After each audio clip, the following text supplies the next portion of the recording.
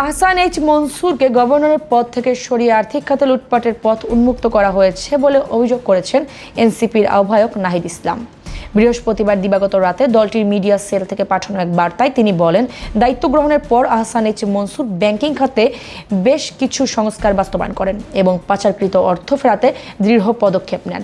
বিশ্ব ব্যাংক সহ আন্তর্জাতিক আর্থিক প্রতিষ্ঠানের সঙ্গে সমন্বয়ের কথা উল্লেখ করেন তিনি আরও বলেন, বাংলাদেশ ব্যাংককে সাংবিধানিক প্রতিষ্ঠান করে স্বায়ত্তশাসন নিশ্চিতের উদ্যোগ নেওয়া হয়েছিল, কিন্তু নির্বাচিত সরকার ক্ষমতা নেয়ার পর কেন্দ্রীয় ব্যাংকে দখল ও অস্থিতিশীলতা তৈরির চেষ্টা শুরু হয় বলে অভিযোগ করেন তিনি। নাহিদ ইসলামের ভাষ্য অনুযায়ী গভর্নরের উপদেষ্টাকে শারীরিকভাবে হেনস্থা করে ব্যাংক থেকে বের করে দেওয়া হয়। এ ঘটনার নেতৃত্বে কয়েকজন কর্মকর্তার নামও উল্লেখ করেন তিনি।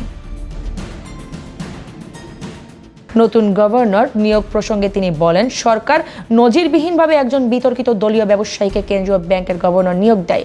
তিনি দাবি করেন, ওই ব্যবসায়ীর মিউচুয়াল ট্রাস্ট ব্যাংকে 89 কোটি 2 লাখ টাকার ঋণ খেলাপি ছিল এবং গত বছরের জুনে 2% ডাউন পেমেন্ট দিয়ে 10 বছরের জন্য ঋণ পুনঃতফসিল করা হয়েছে। নাহিদ ইসলাম বলেন, এ ধরনের একজন অনৈতিক সুবিধাপ্রাপ্ত ব্যবসায়ীর হাতে দেশের সর্বোচ্চ ব্যাংক ও আর্থিক খাত নিরাপদ থাকবে তা বিশ্বাস করার কোনো সুযোগ নেই।